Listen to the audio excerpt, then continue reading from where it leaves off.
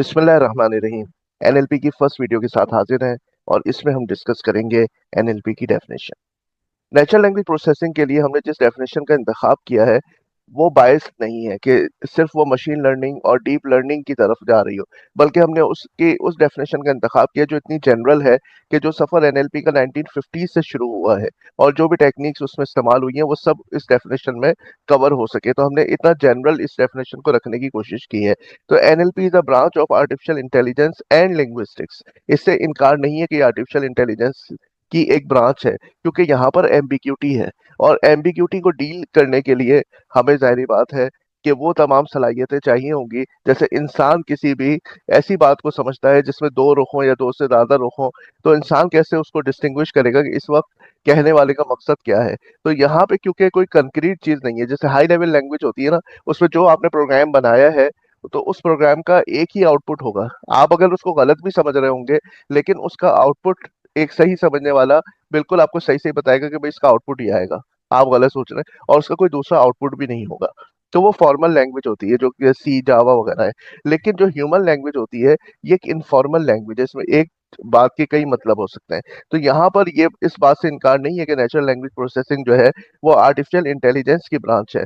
और लिंग्विस्टिक्स को भी अगर आप समझ सकें तो फिर और ज्यादा जो है इसमें प्ले करने में आपको मजा आएगा। आपको पता होना चाहिए कि स्टेमिंग किसको कहते हैं, लेक्सिकल एनालिसिस कैसे होती है, सिंटैक्स किस तरह से चेक होता है, ग्रामर कैसे चेक चेक होती है, किसी भी सेंटेंस के मीनिंग्स किस तरह से निकलते हैं, उसका कॉन्टेक्स्ट वगैरह, और प्रैग्मेटिक्स डिस्कोर्स क्या चीजें होती हैं। हम कहेंगे कि एनएलपी जो है वो ब्रांच है आर्टिफिशियल इंटेलिजेंस और लिंग्विस्टिक्स की, that enables computers to understand and generate natural language like humans. ठीक है, तो ये ह्यूमंस की तरह से जो हम बात कर रहे हैं कि मशीन भी नेचुरल लैंग्वेज को समझ सके और नेचुरल लैंग्वेज को जनरेट कर सके, यानी मैं उससे सवाल करूं और वो मुझे नेचुरल लैंग्वेज में जवाब दे। ह्यूमन की अंडरस्टैंडिंग जैसे कंप्यूटर की अंडरस्टैंडिंग हो सके, तो इस वजह से ये प्योरली आर्टिफिशियल इंटेलिजेंस की तो ब्रांच बनती है। ठीक है, अब इसकी नीड क्या है ताकि इंसान मशीन के साथ ऐसे ही कम्युनिकेट कर सके जैसे वो एक ह्यूमन के साथ करता है। एनएलपी का मकसद क्या है? It eliminates the communication gap between machines and humans. जो ह्यूमन की लैंग्वेज है मशीन उसको इंटरप्रीट कर सके और ना सिर्फ समझ सके बल्कि उसके लिए वो जवाब भी उसको नेचुरल लैंग्वेज में फराहम करे।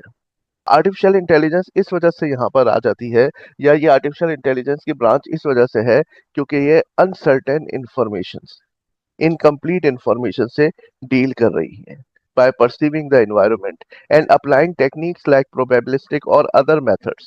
तो यहाँ पर भी अक्सर ऐसा होगा कि किसी चीज को समझने के कई रुख होंगे, उसमें से बेहतर रुख का हम इंतखाब कर सकेंगे। जैसे यहाँ पे दिखाया गया है कि ये दोनों अपने अपने नजरिए से सही बात कर रहे हैं। ये जैसे एनवायरनमेंट को परसीव कर रहा है ये इसको 9 कह रहा है, और ये जिस तरह से एनवायरनमेंट को परसीव कर रहा है ये 6 कह रहा है। एक और एग्जाम्पल लेके हम समझते हैं कि किस तरह से नेचुरल लैंग्वेज में एम्बिग्यूटी जो है ना वो इनहेरेंट होती है। मिसाल के तौर पे get the cat with the gloves, ये बिल्ली को ग्लव्स की मदद से पकड़ो। Get the cat with the gloves, gloves के जरिए से कैट को पकड़ो। और ये क्या है? Get the cat with the gloves, उस बिल्ली को पकड़ लो जिसके हाथ में ग्लव्स हैं। हाँ, उस बिल्ली को पकड़ लो जिसके पास ग्लव्स हैं। और ये देखिए, get the cat with the gloves, cat को भी पकड़ लो और उसके साथ साथ वो जो ग्लव्स है ना इनको भी ले लो। कैट को भी पकड़ लो और ग्लव्स को भी हथिया लो। आपने देखा किस तरह से जो है एक सेंटेंस के कितने मतलब हो सकते हैं। आप इसमें से कुछ भी समझ सकते हैं अपने जहन में कि इस सेंटेंस का क्या मतलब हो सकता है। तो जैसे कि हमने डेफिनेशन में देखा, नेचुरल लैंग्वेज की दो ब्रॉडर क्लासिफिकेशन है। एक तो नेचुरल लैंग्वेज अंडरस्टैंडिंग है, जिसमें क्या है कि इनपुट ह्यूमन दे रहा है और मशीन उसको अंडरस्टैंड कर रही है।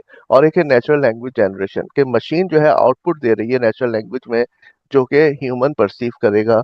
और ह्यूमन तो कुछ हम इंपॉर्टेंट एप्लीकेशंस डिस्कस कर लेते हैं एनएलपी की। सबसे पहले तो है सर्च इंजन, जैसे आप गूगल और बिंग की मिसाल लेते हैं।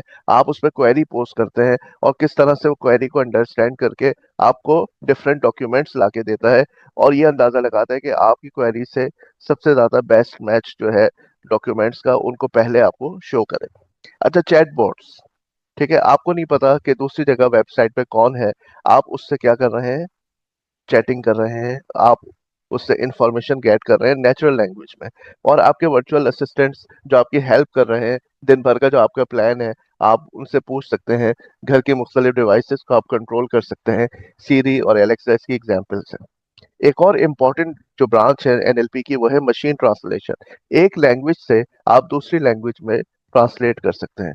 ठीक है, अगर कोई इंफॉर्मेशन फ्रेंच में लिखी हुई है, आपको नहीं पता, आप गूगल ट्रांसलेट को दें, वो आपको इंग्लिश में या उर्दू में उसको ट्रांसलेट करके देगा। तो मशीन ट्रांसलेशन जो है, ये भी एक इम्पॉर्टेंट पार्ट है। और इसमें जो है ना, ये है कि सिर्फ वर्ड्स की ट्रांसलेशन नहीं है, बल्कि ऐसी ट्रांसलेशन होनी चाहिए जिसमें सेंटेंसेस में रब्त भी हो। ठीक है, ऐसी ट्रांसलेशन हो जिसमें आप उस मौजू को पढ़ें तो आपको लगे कि किसी इंसान ने इसको लिखा है। टेक्स्ट समराइजेशन, अक्सर डॉक्टर्स के पास टाइम नहीं होता।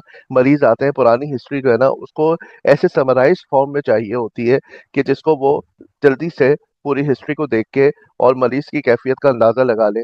ठीक है, इसी तरह से बहुत से आर्टिकल्स होते हैं, आप ये चाहते हैं कि उसकी जो है ना समरी मुझे मिल जाए, इतने मुझे पेजेस, 15 पेजेस, 19 पेजेस, 20 पेजेस नहीं पढ़ने, मुझे 1000 पेजेस का नॉवेल नहीं पढ़ना, मुझे बस इसकी समरी चाहिए। तो टेक्स्ट समराइजेशन की जो फील्ड है, वो इम्पोर्टेंट इम्पोर्टेंट पॉइंट्स आर्टिकल्स से जमा करके आपको समराइज करके इंफॉर्मेशन दे देगी। एक और इम्पोर्टेंट फील्ड जो है एनएलपी की, वो सेंटिमेंट एनालिसिस है। इलेक्शन होने जा रहे हैं, तो किसकी तरफ ज्यादा रुझान है आवाम का, आवाम जो है किसको लाइक कर रही है, ट्विटर्स पे क्या ट्वीट्स चल रही हैं, और उन ट्वीट्स में किसके बारे में पॉजिटिव रिव्यूज हैं, किसके बारे में नेगेटिव रिव्यूज हैं। तो एनालाइजिंग ओपिनियंस इन रिव्यूज। इसके अलावा एक और बहुत इंपॉर्टेंट जो है, वो है स्पैम डिटेक्शन। आपके पास जो ईमेल आ रही है, कौन सी स्पैम है, कौन सी हैम है, तो ये चीज जानने के लिए वो ईमेल को प्रोसेस करके पता लगाएगा कि ये ईमेल आपसे रिलेटेड है या ये जो है एक स्पैम है। आज की हमने इस पहली वीडियो में डेफिनेशन ऑफ एनएलपी को देखा और उसकी दो मेजर ब्रांचेस देखी, और ये देखा कि हम इसको आर्टिफिशियल इंटेलिजेंस में क्यों क्लासिफाई करते हैं, क्योंकि इसमें इनहेरेंट एम्बिग्यूटी है। नेचुरल लैंग्वेज में एक जुमले के कई मतलब हो सकते हैं, वो भी हमने देखा, और कुछ इंपॉर्टेंट एप्लीकेशंस जो है एनएलपी की, वो डिस्कस की। Thank you very much.